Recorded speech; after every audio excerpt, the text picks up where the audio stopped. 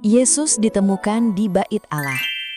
Bait Allah adalah rumah Allah dan tempat untuk beribadah yang memiliki fungsi yang sama dengan gereja saat ini. Mengapa Yesus senang di Bait Allah? Karena ia dapat berdoa dan membaca firman Tuhan. Setiap tahun, orang tua Yesus pergi ke Bait Allah untuk merayakan Paskah. Yesus selalu ikut orang tuanya beribadah di Bait Allah. Pada umur 12 tahun, saat mengikuti perayaan Paskah, Yesus tertinggal di Bait Allah tanpa diketahui orang tuanya. Setelah menyadari Yesus tidak ada bersama mereka, kembalilah orang tua Yesus ke Yerusalem.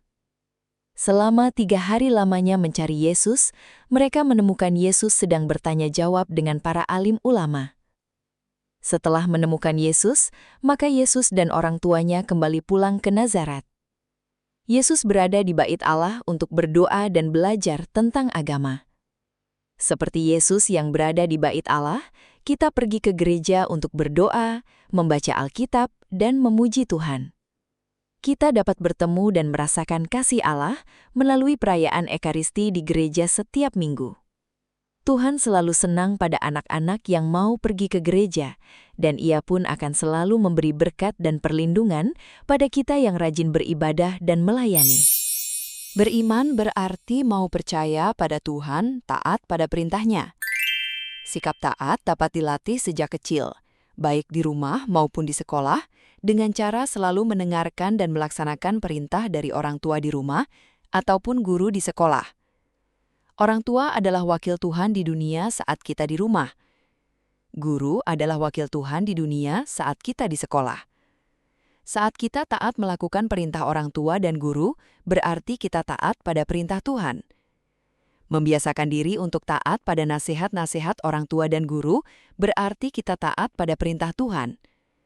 Membiasakan diri untuk taat pada nasihat-nasihat orang tua dan guru akan berguna bagi perkembangan diri kita.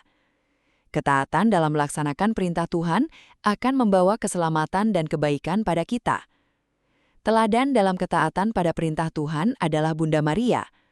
Bunda Maria adalah seorang gadis yang percaya pada Allah. Ia taat dan terbuka pada panggilan Allah untuk menjadi ibu Yesus. Maria menjalankan tugas tersebut dengan penuh iman dan tanpa mengeluh. Bunda Maria menjawab tugas yang diberikan dengan penuh iman. "Sesungguhnya aku ini hamba Tuhan. Terjadilah padaku menurut perkataanmu." Jawaban yang diberikan Bunda Maria dapat menjadi contoh ketaatan bagi kita. Ketaatan dalam melaksanakan perintah Allah membawa keselamatan bagi kita semua. Saat melaksanakan perintah dari orang tua ataupun guru, kita harus sedia tanpa membantah. Percayalah, segala yang diperintahkan mereka berdampak baik bagi diri kita. Beriman berarti melaksanakan perintah Allah. 1. Dalam melaksanakan perintah Allah, seringkali manusia mengalami godaan yang berasal dari si jahat, yaitu iblis, agar kita jatuh dalam dosa dan jauh dari Allah.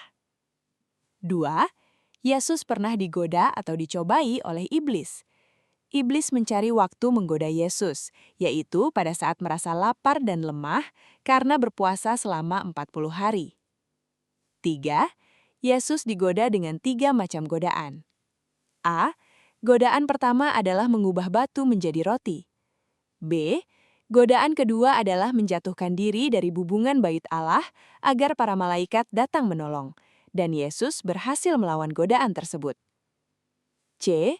Godaan ketiga adalah Yesus diminta untuk menyembah iblis dengan imbalan kekuasaan. D. Yesus menang melawan godaan tersebut karena ia menolak dengan tegas semua godaan yang diberikan oleh iblis. 5. Yesus berjuang melawan godaan tersebut. 6. Kita seringkali mengalami godaan yang berasal dari iblis. Godaan itu memberikan kesenangan sesaat, namun membawa kita ke dalam dosa. 7. Contoh godaan yang pernah kita alami adalah asyik bermain HP sehingga lupa belajar, membantah nasihat orang tua karena merasa paling benar, G. Mengambil mainan saudara, D. Tidak mengerjakan tugas dari guru, E. Mengejek teman, H. Menyontek, G. Datang terlambat ke sekolah, H. Tidak mendengarkan pelajaran dengan baik. 8. Untuk melawan godaan kita kita harus berani tegas seperti Yesus dengan berkata tidak terhadap godaan tersebut. 9. Cara yang dapat kita lakukan untuk menolak godaan tersebut yaitu dengan rajin berdoa memohon perlindungan Tuhan, rajin membaca firman Tuhan agar hati dan pikiran kita semakin peka terhadap perbuatan-perbuatan dosa. 10. Takut terhadap dosa adalah salah satu tanda bahwa Tuhan mengarahkan kita untuk melawan godaan iblis. Doa pujian, syukur, dan permohonan. 1. Berdoa berarti berbicara dengan Tuhan. 2. Jika kita sering berdoa, maka kita akan semakin mengenal Tuhan. 3. Tuhan Yesus mengajarkan, jika kita berdoa, tidak perlu agar dilihat dan dikagumi orang lain. Kita dapat berdoa di ruang doa atau sejenisnya, artinya dalam doa kita diminta untuk rendah hati, berpasrah pada Tuhan, dan penuh pengharapan. Doa dapat dilakukan sendiri atau bersama-sama dengan anggota keluarga dan lingkungan, agar kita terbiasa berdoa untuk berbagai kepentingan, bukan keinginan pribadi saja. Ada 3 bentuk doa dalam Gereja Katolik, yaitu doa pujian, doa syukur, dan doa permohonan. Dalam doa pujian, kita memuji Allah yang Maha Baik dan telah menciptakan dunia dan seisinya yang indah. Seperti doa pujian Maria kepada Allah, karena telah dipilih menjadi ibu Tuhan Yesus, Maria memuji kebesaran dan kebaikan Allah.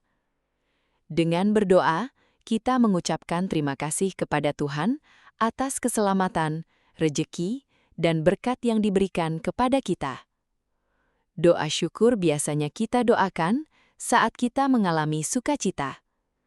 Teladan bersyukur dapat kita temukan dalam diri orang kusta yang disembuhkan oleh Yesus.